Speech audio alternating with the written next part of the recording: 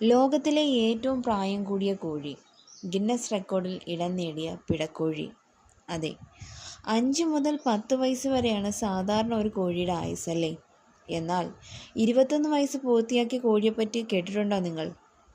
ലോകത്തിലെ ഏറ്റവും പ്രായം കൂടിയ കോഴി എന്ന പദവി സ്വന്തമാക്കിയ പീനട്ട് എന്ന പിടക്കോഴിയാണ് കഥയിലെ താരം.